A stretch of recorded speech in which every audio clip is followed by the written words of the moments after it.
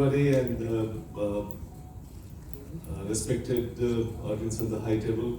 मैं which language I should speak? कौन सी भाषा में बोलूँ मैं? हिंदी, इंग्लिश, मराठी? मराठी? भूल गया मराठी. मैं सुनकर हिंदी मैंने 2-3 लाइन सीखा था, वो इतना सुना फिर भूल गया वो. मैं आज I'm overwhelmed, especially आप लोग आए इतनी संख्या में and then you are interested in this and मेरे को एक खास चीज़ यहाँ लग रही है जो कि मैं खुद भी एक फादर हूँ and I understand पेरेंट्स का की जिम्मेवारी. आज मुझे यहाँ 2 पेरेंट्स बैठे हैं सक्सेसफुल कैंडिडेट के. मुझे इस ज़मीन पे पता नहीं क्यों बहुत ज़्यादा भरोसा है. बहुत उपजाऊ ज़मीन है ये. यहाँ पे सिर्फ 2 पेड़ अच्छे नहीं लग रहे हैं मुझे. अगली बार जब मैं आऊँ मैं ज़रूर आना चाहूँगा. I would like to have more parents sitting here and more felicitations happening. और ये हो सकता है because मैं बिलीव करता हूँ कि आज मुझे ये सब सुनने नहीं आए हैं आप, लेकिन मैं बताना चाहूँगा कि नॉर्मली हर बीच में एक पेड़ छुपा होता है. There is a seed, every seed has a tree hidden. लेकिन जब तक उसको पूरा उसको सारे इकोसिस्टम सपोर्ट नहीं करती है, जब उसको बीज को पानी नहीं मिलता है, उसको पोषण नहीं मिलता है, उसकी देखभाल नहीं मिलती है, तो बीज ही रह जाता है. I think that's the role of family. Family का रोल होता है कि उस बीज से उस पेड़ को बाहर निकाले और फिर पता नहीं उसे कितने बीज और पैदा कर सकते हैं. I sincerely believe in honoring the parents, honoring the family, honoring them, and then this is something which I always do. जब इनके लिए हमने ऑर्गेनाइज किया था तो ये शायद ऐसा सोच रहे थे कि जिसका सेलिब्रेशन करना होता है वो तो है नहीं, वो तो ट्रेनिंग में चले गए. I explained them कि हम आपका सेलिब्रेट कर रहे हैं, हम आपको सेलिब्रेट कर रहे हैं. आज कुछ बात करते हैं कुछ लोग जो इस एग्जाम को दे रहे हैं, कुछ लोग देने वाले हैं. There are a lot of you who are planning to give this examination. आज थोड़ी बात की जाए कि कहाँ से शुरुआत की जाए. और बाबा जी ने लगभग 80% मेरा टॉपिक ले लिया है. I think with due respect I have to lodge my complaint. कि मुझे ऐसी उम्मीद नहीं थी कि इनसे ये सारे शब्द सुनेंगे. सीसेट का शब्द सुनूंगा. वाहिगुरु का नाम अपेक्षित था लेकिन सीसेट अपेक्षा नहीं थी. लेकिन उन्होंने जिस तरह से जिस बारीकियों के साथ इंटरव्यू की बात की, मुझे ऐसा लगा कि I think I'll get jobless after some time. थोड़ी कंपटीशन टफ हो गई है लेकिन कोशिश करूंगा कि मैं अपने जॉब को बना के रखूं. I would like to tell you जो सोच रहे हैं जो लोग तैयारी कर रहे हैं एग्जाम में. नॉर्मली लोग शुरू करते हैं कि कैसे करें, हाउ टू डू इट, क्या पढ़ें, कहाँ पढ़ें, कैसे इंग्लिश सुधारें. लेकिन मैं I think I would like to आज बहुत सारी चीज़ें मैं थोड़ी हो सकता है कि आपको उल्टी लगे जो मैं बताऊं, बट मेरा ये अपना निजी अनुभव है. आपके पास पूरी स्वतंत्रता है उसको मानने नहीं मानने, एक्सेप्ट नहीं करने की. But I have my own views to look at things and I have spend more than 3 decades यही काम करते हुए. 3 से ज़्यादा दशक हो गए, तो मेरा हक बनता है कि मैं अपने हिसाब से जो मैंने अनुभव लिया है उसको बताऊँ आपको. जब भी आप इस एग्जाम की तैयारी करें तो कभी भी आप इससे मत शुरू करें कि कैसे पढ़ें, क्या पढ़ें. एक सवाल अपने आप से आज जरूर करें आपसे कि मैं क्यों इस एग्जाम को देना चाहता हूँ. I think you should start with why.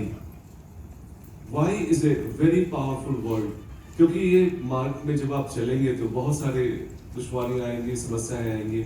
उन समस्याओं को अगर आप दूर करना चाहते हैं, उनको फाइट आउट करना चाहते हैं, तो आपका व्हाई है जो आपको आगे लेकर चलेगा. आज रात कल सूरज निकलने से पहले आप बैठ करके अपना वाई क्लियर कर लें. मैं क्यों जाना चाहता हूँ इस जॉब पे. और ये वाई बहुत निजी होता है, बहुत निजी होता है. मुझे याद है वो हमारे स्टूडेंट नहीं थे लेकिन टीना डाबी का आप लोगों ने नाम सुना होगा संभवतः। उसी वर्ष में उनका रैंक थर्ड था, थर्ड रैंक के स्टूडेंट से पूछा था इंटरव्यू में, यही क्वेश्चन पूछा था, to my understanding is a six gentleman, third rank of India in 2014 result. उनसे पूछा कि why you want to become an IAS officer. उनका बहुत ही सीधा सरल जवाब था, मतलब I think Tina told me about it, कि I want to see a smile on the face of my father, that's it. As simple as private, इतना निजी हो सकता है, that's it।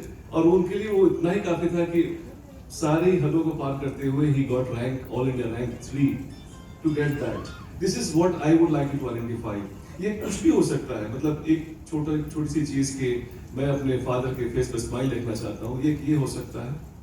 या फिर एक आप सबको जानते होंगे एक बात कि आप जो युवा इस कमरे में बैठे हैं कि आप एक अमृत काल में जी रहे हैं।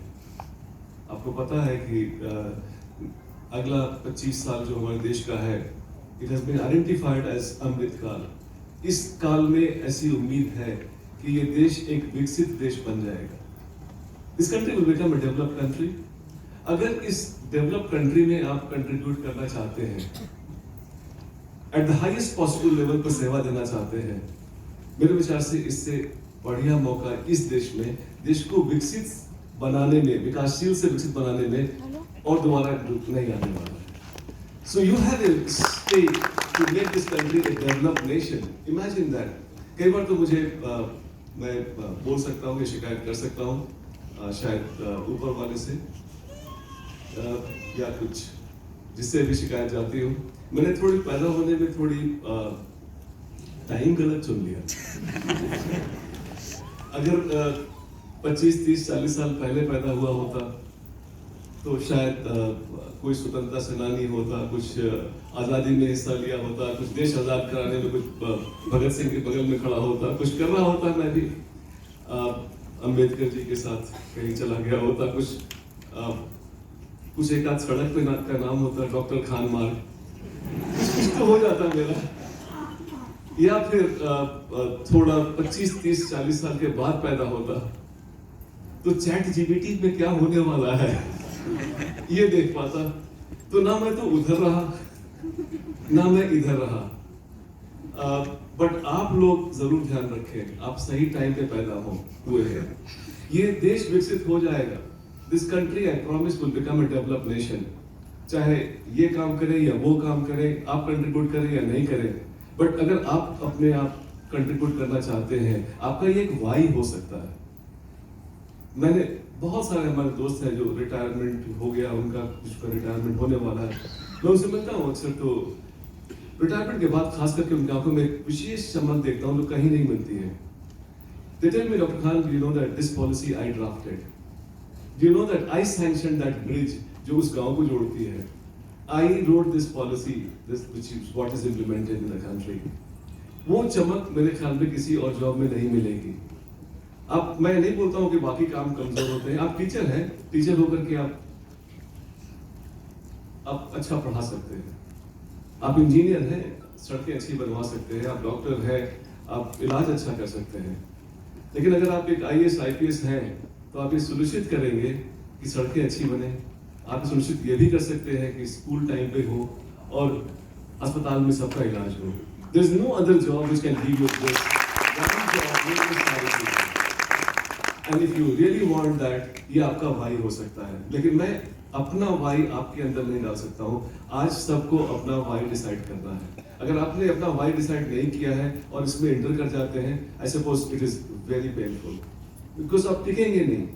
इस पर इतना ज्यादा बोझ है इसमें काम का कि अगर आपको वाई आपका स्ट्रॉन्ग नहीं है, you will definitely not last and you will not get what you want. Please identify your why. उसके बाद आती है नेक्स्ट चीज कि you should know that where I have to go, कहाँ मैं जा रहा हूँ। I think that is very important. I think आप सब लोगों को पता है कि एग्जाम में 3 स्तरों पर होती है, पीटी, मेंस और interview. Just to briefly explain, PT multiple choice question type की होती है, मेंस में लिखने वाला होता है और जी ने सब बता ही दिया है तो मुझे ज़्यादा कुछ बताने की जरूरत नहीं। उसके बाद एक इंटरव्यू होता है। इंटरव्यू के बाद आपका सिलेक्शन हो जाता है। तो ये 3 लेवल पे ये एग्जाम कंडक्ट किया जाता है और इसमें मैं चाहूंगा कि आप अगर एक बार वाई क्लियर हो जाए तो सिलेबस को निकाल करके उसके ऊपर अपना काम करना शुरू कीजिए। Start understanding where you are going. You must be very clear about your destination. Spend 2 days, 3 days, 4 days। आज हमने कुछ किताबें आपके लिए जो लाए थे हम लोग, उसमें सिलेबस दिया हुआ है और सिलेबस पे आप मैं चाहूंगा कि 2-3 दिन लगा करके लेट द सिलेबस बी इंटरलाइज्ड। जब एक बार सिलेबस पता होगा तो आपको पता होगा कि मैं जा कहाँ रहा हूँ, जा कहाँ रही हूँ।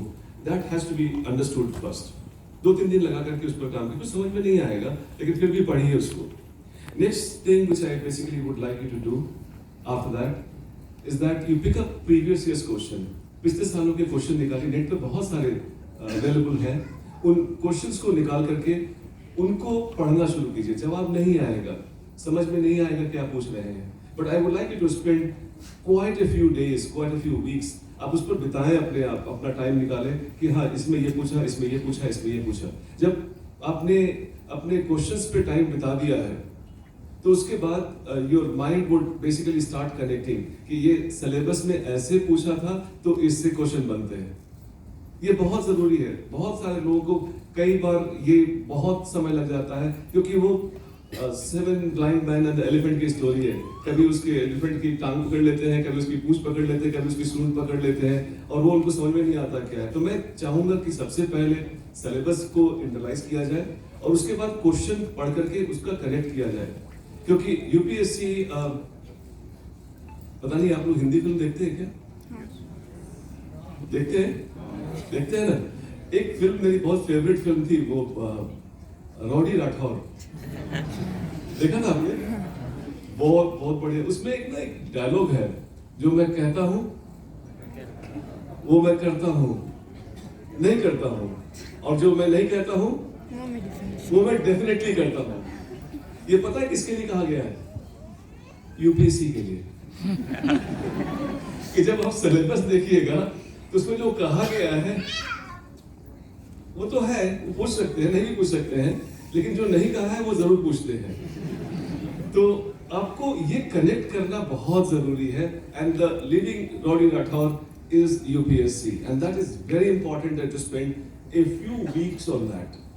जब ये दोनों क्लियर हो जाते हैं कि मैं क्यों एग्जाम देना चाहता हूँ, कहाँ जाना चाहता हूँ, उसमें पहुंचने के बाद वहां पे क्या डिमांड है, प्लीज ये प्रोसेस जरूर फॉलो कीजिएगा। उसके बाद आपके पास 2 विकल्प आते हैं।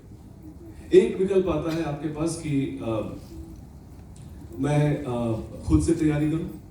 दूसरा विकल्प है कहीं मैं कोचिंग ले लूं। देखिए इस एग्जाम में अगर आपको बताऊं तो जनरल स्टडीज का ही बोलबाला है। आई थिंक 2013 के बाद इस एग्जाम में बहुत बदलाव आ गया and it became general studies centric. केसी पहले से जनरल स्टडीज ही करती थी, लेकिन पहले हमारा रिजल्ट वगैरह कुछ खास होता नहीं था। और 2013 के बाद जब जनरल स्टडीज मेन स्टे हो गया, हमारे सारे रिजल्ट जो मैं बताता हूँ हर साल लोगों को, वो 2013 के बाद से हैं। क्योंकि हमें तो जीएस ही आती थी। पीटी में जीएस है, सीसेट का और जीएस का। मेंस में 500 मार्क्स का आपका ऑप्शनल है और 1000 मार्क्स का जीएस है। पेपर 1, 2, 3, 4 4 पेपर है। रिटन एग्जाम है वहाँ पे। और ये पेपर 1 में आप देखेंगे जो इश्यूज आते हैं, मैं थोड़ा सा जो बच्चे अभी सोच रहे हैं एग्जाम देने के लिए उनको बताने की कोशिश कर रहा हूँ कि पेपर 1 में जैसे क्वेश्चन आ जाता है सोशल इशू का है, हिस्ट्री का है, कल्चर का है, कुछ ज्योग्राफी का क्वेश्चन आता है। ये कुछ जनरल स्टडीज का पेपर 1 हो गया, 250 मार्क्स के हैं। पेपर 2 आ जाए, उसमें आपको मिलेगा कॉन्स्टिट्यूशन के ऊपर मिलेगा, इंटरनेशनल रिलेशंस के ऊपर जाएगा, कुछ एडमिनिस्ट्रेटिव इश्यूज हैं, ये पेपर 2 में आ जाता है। पेपर 3 में आ जाए तो कुछ आपको मिलेगा, इकोनॉमी के क्वेश्चंस आते हैं, इंडियन इकोनॉमी के, कुछ टेक्नोलॉजी के क्वेश्चंस आते हैं, कुछ एनवायरनमेंट के आते हैं, कुछ डिसीजन मेकिंग के, कुछ डिजास्टर मैनेजमेंट के, ऐसे कुछ क्वेश्चन आते हैं। फिर पेपर 4 में अगर हम आ जाएं तो वहाँ पे एथिक्स का पेपर है, उसमें कुछ थिंकर्स वगैरह के क्वेश्चन आते हैं, कुछ बिहेवियर परसेप्शन के क्वेश्चन आते हैं, कुछ क्वेश्चन केस स्टडी पे देते हैं कि ऐसे ऐसे हुआ तो आप क्या करेंगे। ये पेपर 4 है। सब मिलाकर के 1000 मार्क्स। आपको क्लियर पता लग गया कि जितना ऑप्शनल की कीमत थी उससे 2 गुनी कीमत आपकी जनरल स्टडीज की है। उसके बाद एक एस्से आता है, एस्से 250 मार्क्स का है। आप लोग एस्से तो लिखे होंगे ना आपने बहुत स्कूल में, तो इससे का तो कोई प्रॉब्लम है ही नहीं। आपने लिखा होगा happy Dussehra, happy Holi, my best friend, लेकिन यहाँ पे ये सारे टॉपिक नहीं है, टॉपिक थोड़े बदल जाते हैं। यहाँ पे टॉपिक आता है ethical topic, social topic, environmental topic, international topic. ये सब टॉपिक कहाँ पढ़ते हैं आप? जीएस में ही पढ़ते हैं। तो जीएस के ही ये टॉपिक हैं जो आपको इससे में भी काम आते हैं। तो आप देखें 1000 प्लस 250 मार्क्स, 1250 मार्क्स में फिर जीएस आ गया। अब इसके बाद आप 1750 मार्क्स में 500 मार्क्स का ऑप्शनल और 1000 मार्क्स का जीएस और 250 मार्क्स का 250 मार्क्स का आपका एसए। तो 1750 मार्क्स में अगर 500 हटा दें तो पूरा जीएस है। इसके बाद आप चले जाए इंटरव्यू में, 275 मार्क्स का इंटरव्यू है। इंटरव्यू में बेसिक क्वेश्चन, एक दो क्वेश्चन आपसे शुरू में पूछ लेंगे कि आपका नाम क्या है, आपकी हॉबी क्या है और आप कहाँ से आते हैं। उसके बाद वो तुरंत शिफ्ट कर जाते हैं करंट अफेयर पे, इकोनॉमिक इश्यूज पर, सोशल इश्यूज पर, एथिकल इश्यूज पर, मोरल इश्यूज पर, सोशल इश्यू पर, इकोनॉमिक इश्यूज पर, टेक्नोलॉजिकल इश्यूज पर। ये सब कहाँ पढ़ते हैं आप?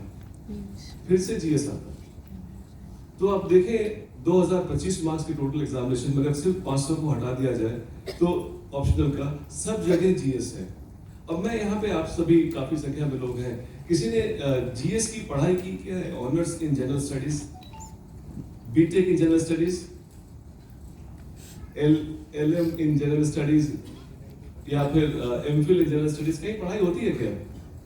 ये बड़ा अजीब विरोधाभास है कि सारी जिंदगी हम तैराकी सीखते रहते हैं और लाइफ में कंपटीशन साइकिलिंग की चल रही है।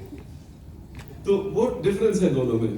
तो it is very important that you realise, दो चीजें यहां से निकल करके आती हैं, बहुत सिंपल सी, कि आज अगर जीएस की परीक्षा हो रही है तो कोई भी हिंदुस्तान में मुझसे जीएस में आगे नहीं है, कि उसने चाहे कुछ भी कर रखा हो, जीएस तो नहीं कर रखा है ना, और एग्जाम जीएस का है। तो मैं चाहूंगा कि आप अपने अंदर ये कॉन्फिडेंस लाएं कि चाहे मेरा बैकग्राउंड कुछ भी है, जीएस में मैं आज एक बार फिर से शुरुआत करके अपना करियर लिख सकता हूं, लिख सकती हूँ, बिकॉज जीएस का एग्जाम है ये। और दूसरा, चूंकि ये जीएस की पढ़ाई है तो सब लोग लगभग वेग से हैं। आप लोगों को पता है कितने प्रतिशत मार्क्स में टॉप किया जाता है कंट्री में? जो टॉप करते हैं कितने नंबर आते हैं उनको?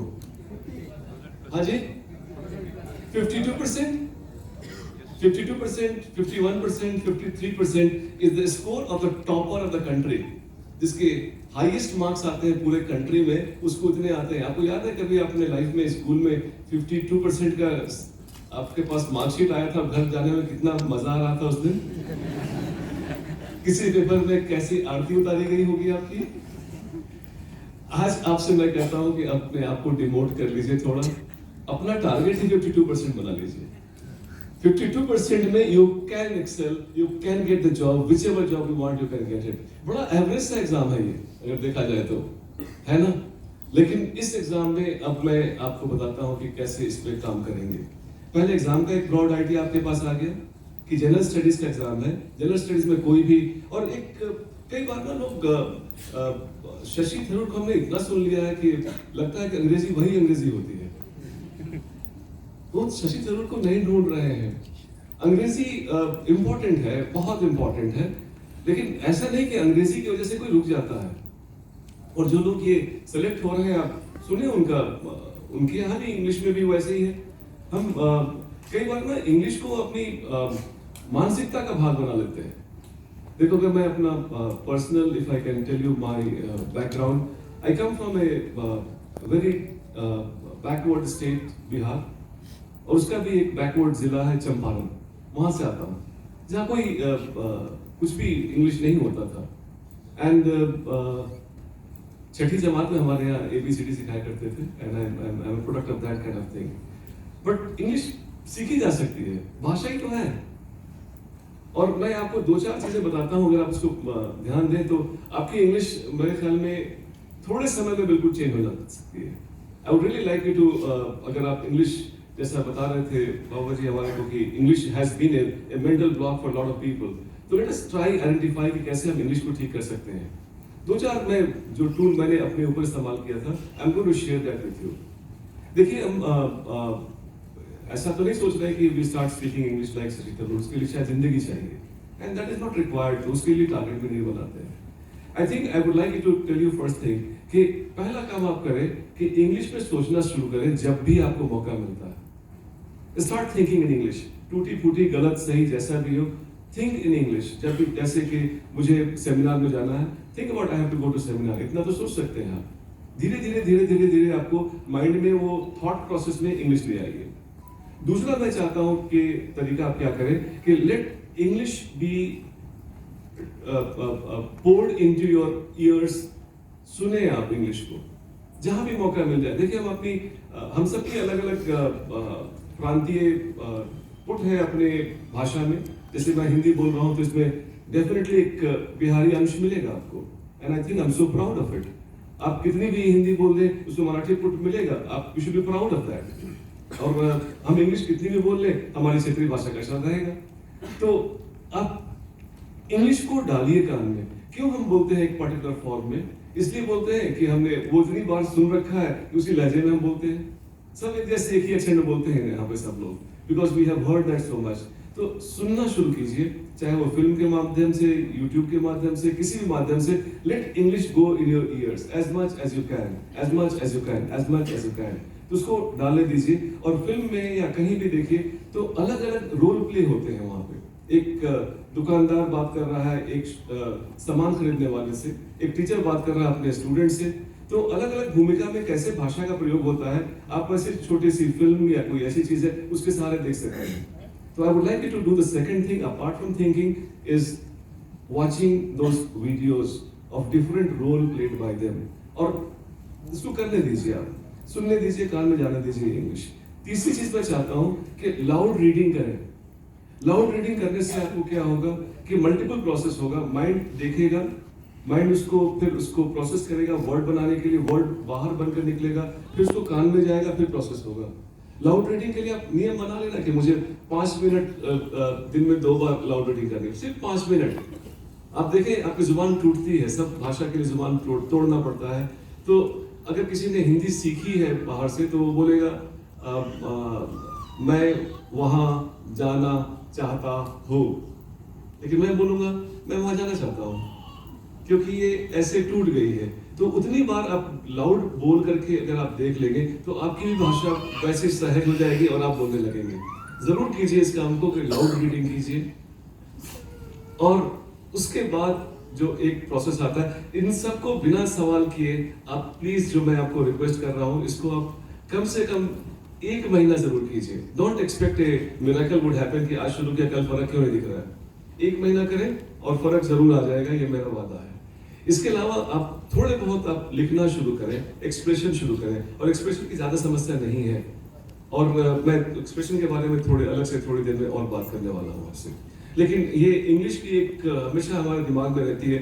मोस्टली हम अपने रास्ते में खड़े रहते हैं। किसी की इंग्लिश अच्छी होती है, ऐसा क्यों होता है? इसलिए होता है कि उन्होंने कभी स्कूल में ही उतने पेज पढ़ लिए, उतने सेंटेंसेस बोल दिए। कुछ लोग नहीं बोले, जिस दिन उनको उतने सेंटेंस पूरे हो जाएंगे, उतने घंटे उन्होंने सुन लिए होंगे, उतने पेजेस उन्होंने पढ़ लिया होगा, उतने घंटे सोच लिया होगा, उनका भी आ जाएगा। लेकिन वो दिन आज से शुरू कर दें तो जल्दी आ जाएगा, 1 महीने के बाद शुरू करें या सोचते रहे तो कभी नहीं आएगा। I would like you to start working towards that. एक प्रॉब्लम है, अगर उसको पहचान लिया है तो उसका इलाज भी शुरू करेगा। इसके बाद मैं आपको लेकर चलता हूँ यूपीएससी में।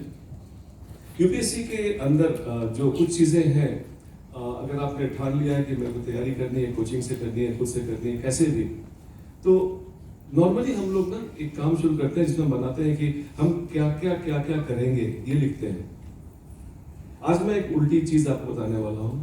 सबसे पहले एक लिस्टिंग हो कि मैं क्या क्या छोड़ूंगा, क्या क्या छोड़ूंगी। I think make a negative list, because आपकी ऊर्जा सीमित है। अगर सब जगह लगा देंगे तो मतलब छोटा सा बटर लेके पूरे स्लाइस पे लगा दिए, क्रैक ही क्रैक रहेगा, कहीं स्वाद नहीं आएगा। लेकिन अगर आपने एक जगह उन सबको केंद्रित कर दिया, वहां स्वाद आ जाएगा।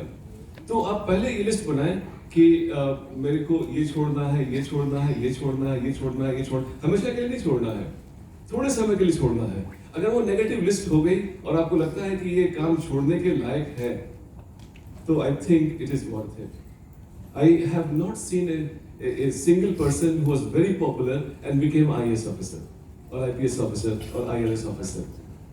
वो लोग ना, इन सब लोगों को जिनको आप देखा है आपने अभी यहाँ पे, ये IPS बनने के बाद पॉपुलर हुए हैं, पहले पॉपुलर नहीं थे। कहने का मतलब ये है कि अगर आप पहले ये काम कर रहे हैं तो आपने उस पर टाइम दिया है ना, निवेश किया है, पॉपुलर कैसे हो जाएंगे? उसके पास चले जाओ, वो बहुत अच्छी बच्ची है, पक्का हेल्प करेगी। अरे उसके पास चले जाओ, वो आपको ड्राइव करके छोड़ आएगा। अरे वो किसी भी जरूरत हो, किसी भी टाइम उसको फोन करो, आ जाता है। अरे वो तो रोज मुझे गुड मॉर्निंग का मैसेज भेजता है, आजकल गुड नाइट ही भेजने लगा है। अगर ये आपकी हरकतें ऐसी हैं, आप इलेक्शन की तैयारी कर रहे हैं। आज एक चीज बताऊंगा, इसको जरा इंटरलाइज करने की कोशिश कीजिए। आपके लक्ष्य और आचरण अगर एक सीध में नहीं है, दोबारा बोलता हूं, यदि आपके लक्ष्य और आचरण एक सीध में नहीं है तो आपके पास बिल्कुल क्लियर विकल्प है, या तो आप लक्ष्य बदल दें या आचरण बदल दें। ऐसा कभी नहीं हो सकता है कि आप एड्रेस पॉकेट में रख ले और वो जगह आपके पास आ जाएगी। आपको करना पड़ेगा, एक्शन करना पड़ेगा, और बहुत जगह से आपको बहुत चीजें छोड़नी पड़ेगी और वो त्याग देना पड़ेगा। उसकी लिस्ट बनाएं। नॉर्मली लोग बनाते हैं कि क्या क्या करना, क्या क्या पढ़ना है। मैं आपसे बोलता हूँ थोड़ा उल्टा काम करें कि क्या क्या छोड़ना है, इसकी लिस्ट बना लें। अगर ये लिस्ट सही बन गई और आपको लगे कि हाँ ये it is worth living for this, I think it is worth it. हाँ, ये कुछ चीजें तो अपने आप भी छूट जाती हैं।